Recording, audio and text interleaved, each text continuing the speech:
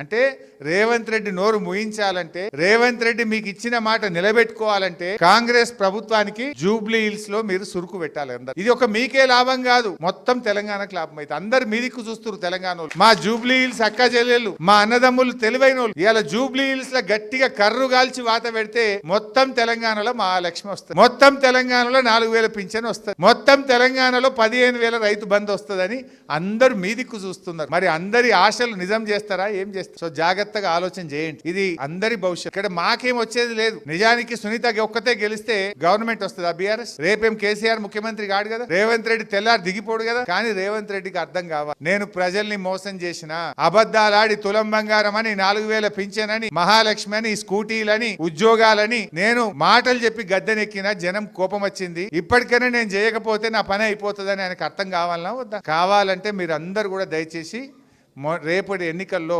సునీతమ్మని గెలిపించాలి.